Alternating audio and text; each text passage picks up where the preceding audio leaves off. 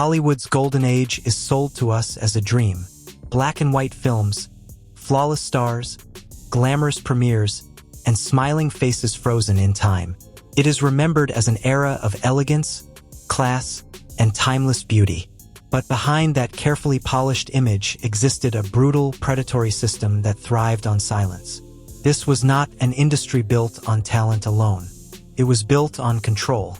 A small group of studio executives, producers, and agents decided who worked, who disappeared, and who never got a chance. Contracts didn't just control movies, they controlled bodies, relationships, public behavior, and private lives. For young actresses arriving in Hollywood with nothing but hope, the rules were never written down, but they were understood immediately. Refusal had consequences. Silence was survival. The phrase "casting couch" wasn't a rumor whispered in dark corners. It was an open secret, a mechanism of power used to filter who was cooperative and who was difficult. Women who complied were rewarded with roles. Women who resisted were labeled unstable, ungrateful, or unprofessional, and quietly erased. For decades, Hollywood denied this reality.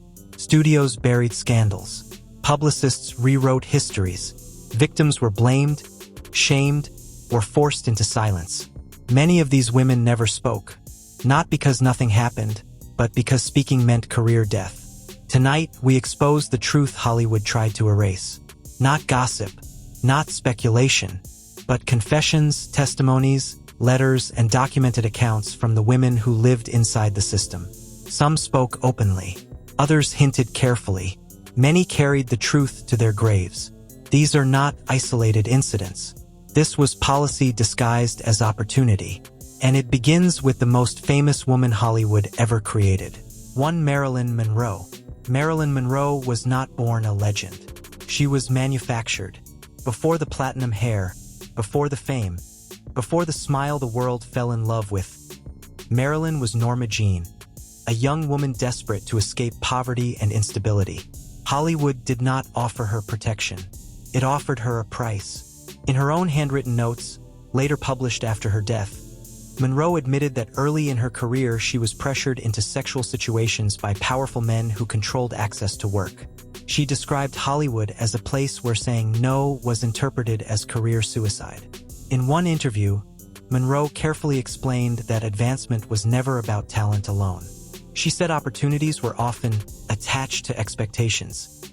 Expectations no one dared spell out, because everyone already knew what they meant. Behind closed doors, she confided to friends that refusing advances resulted in lost roles, delayed contracts, and sudden schedule changes. Studios never punished men. They punished women who resisted. What makes Monroe's story especially disturbing is how Hollywood weaponized her image against her. She was branded as sensual, playful, and willing. So when she suffered, people assumed she had chosen it. But her private writings tell a different story. She wrote about feeling used, controlled, and trapped inside a persona she did not create. She described moments of humiliation where she felt her body mattered more than her voice, her intelligence, or her boundaries. "I was expected to be grateful," she implied in her notes. Grateful for attention, grateful for roles, grateful for survival. Monroe never stood on a stage and shouted accusations because she couldn't.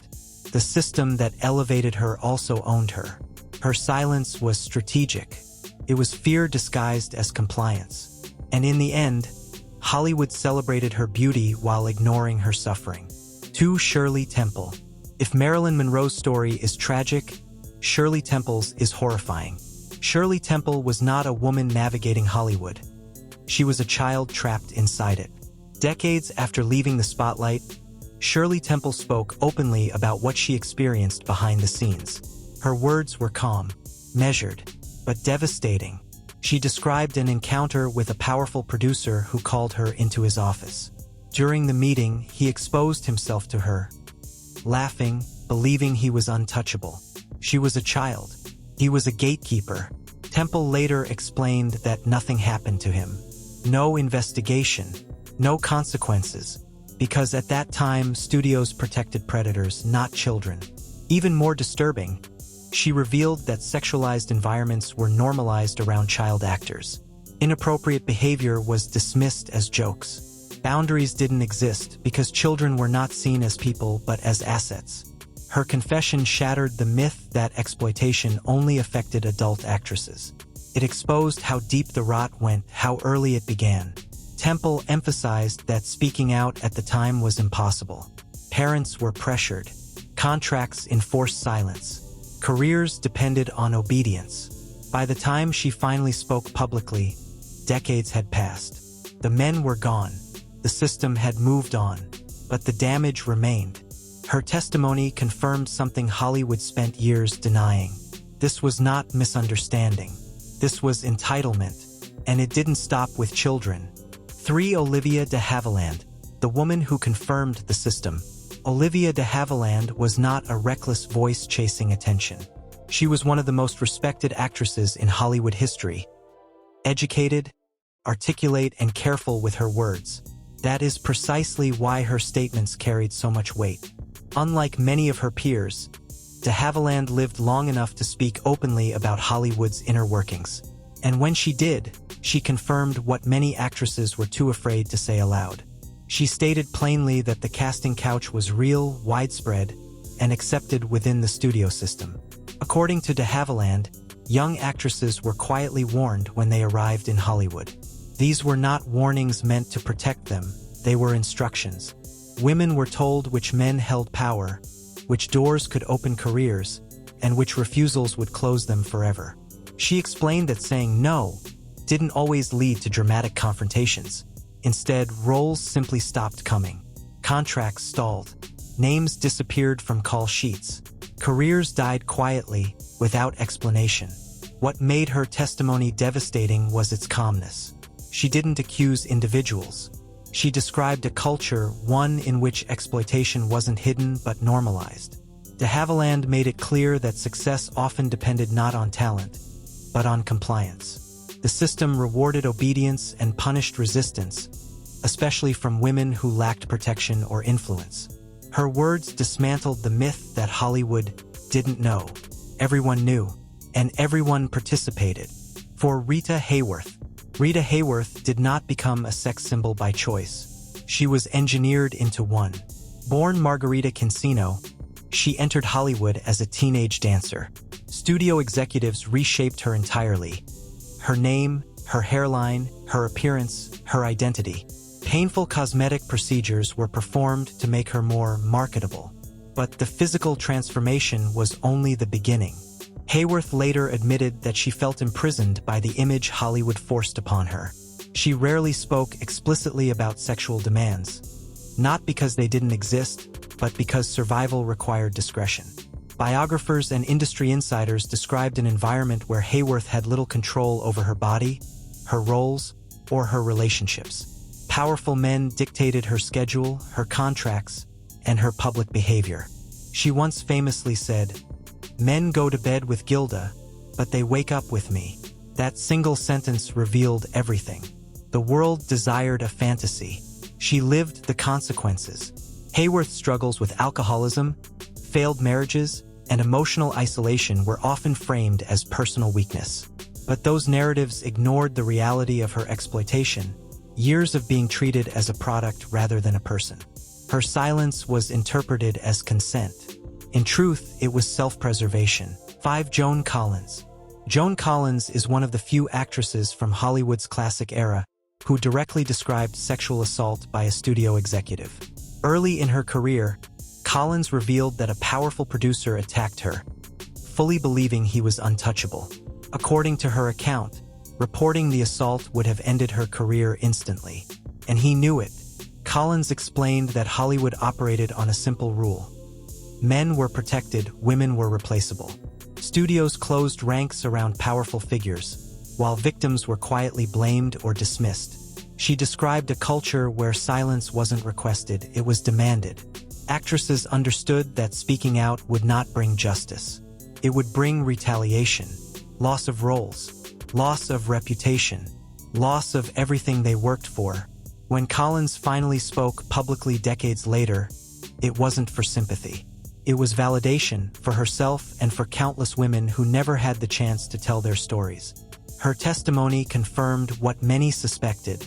Hollywood didn't fail to stop abuse. Hollywood enabled it. 6. Loretta Young. Loretta Young's public image was built on purity, morality, and faith. She was presented as Hollywood's symbol of virtue, carefully protected and tightly controlled. But behind that image was a secret so damaging that it followed her to the grave. Decades after her death, letters and family testimonies revealed that Young became pregnant following an encounter later described by her relatives as non-consensual. At the time, acknowledging such an event would have destroyed her career. The studio intervened immediately. An elaborate cover-up was orchestrated. Young was hidden away. A fake adoption was staged. Her own child was kept from her for years, all to preserve Hollywood's illusion. Young complied because she had no choice. Her story demonstrates how completely studios controlled women's lives. Even motherhood had to be erased if it threatened the brand. Her body was not her own. Her truth was not hers to tell. Hollywood protected its image. Loretta Young paid the price. 7. Jean Harlow. Jean Harlow was Hollywood's first true blonde bombshell, marketed as bold, provocative, and dangerously desirable. But behind the platinum hair and confident screen presence was a young woman almost entirely controlled by the studio system. Harlow entered Hollywood at a very young age, with little guidance and no protection. The studios dictated her contracts, dictated her public appearances, and monitored every detail of her personal life. She was not a star, she was an asset, a product designed for maximum box office appeal. Every image, every word, every gesture was calculated to maintain her allure. Unlike some of her contemporaries, Harlow left very little direct testimony. Not because she had nothing to say, but because the culture of silence was ingrained. Women were expected to comply, and dissent could cost them everything. Harlow's personal letters and accounts from those who knew her reveal an environment of relentless pressure. The physical toll was immense. Harlow worked on grueling schedules while battling exhaustion and illness. Studios ignored warning signs, prioritizing profit over her health. Her early death at 26 was officially attributed to kidney failure, but it also symbolizes the cost of a system that exploited young women for fame and revenue. Harlow's relationships were scrutinized and manipulated. Powerful men expected compliance, and her personal choices were rarely respected. The studio controlled her image of sensuality, using it to sell films while dismissing her humanity. She became a fantasy the world adored, but the real Jean Harlow often felt trapped, her voice muted by fear and circumstance. Her story is a stark reminder. Success in Hollywood didn't protect women. It exposed them to new vulnerabilities. Her silence wasn't consent, it was survival. And the system that consumed her moved on quickly, replacing her with the next manufactured starlet. 8. Veronica Lake. Veronica Lake rose to fame almost overnight. Her iconic peekaboo hairstyle and magnetic screen presence made her one of Hollywood's most recognizable stars. But unlike actresses who quietly complied, Lake refused to submit to the same level of control and manipulation demanded by the studio system. Early in her career, she was warned about the unwritten rules. Studios dictated who she could see, how she behaved publicly, and even what she wore. Unlike others, Lake pushed back. She resisted sexual advances, questioned authority, and insisted on boundaries. And the consequences were swift and brutal. Roles disappeared almost immediately. Studios labeled her difficult, a word often used to punish women who defied the system. Executives actively worked to erase her from the industry, shifting opportunities to compliant actresses. Lake's personal life suffered as well. Her autonomy became a liability, and she was publicly criticized, humiliated, and isolated. Her later years reflect the systemic nature of Hollywood's cruelty. Once she stopped fitting neatly into the manufactured image of the cooperative starlet, she was discarded. She struggled financially, professionally, and emotionally, even working as a bartender to survive. The world remembered her beauty on screen, but the cost behind the camera was devastating. Lake's story exposes a hidden layer of Hollywood. Women were punished not just for speaking out, but simply for refusing to comply with predatory expectations. Her resilience highlights the courage it took to resist, even as the system systematically destroyed her career and attempted to erase her legacy. Her life is a cautionary tale. In Hollywood's golden age, compliance was rewarded, defiance was punished, and true autonomy came at a devastating personal cost. Hollywood's golden age was sold as a dream, a world of glamour, red carpets, and timeless beauty. But for these 9 actresses, it was a world of control, manipulation, and silence. Marilyn Monroe, Shirley Temple, Rita Hayworth, Joan Collins, Loretta Young, Jean Harlow, Veronica Lake, Olivia de Havilland, and Marlene Dietrich. Each of them faced impossible choices. Each of them endured a system that valued obedience over talent, appearance over humanity, and compliance over dignity. Some survived long enough to speak. Some were silenced by the system, and some carried their secrets to the grave. Their stories remind us that Hollywood didn't just make stars. It manufactured power, and sometimes it destroyed lives to maintain it. Today, the industry has changed, but echoes of that golden age remain. The glamour still dazzles, the stories still fascinate, and the courage of these women still inspires. If there's one thing to remember, behind every smiling star, behind every iconic film, behind every glamorous premiere, there were real women who lived, suffered, and resisted. Their legacy is not just in the movies, they are in the truth they survived to tell.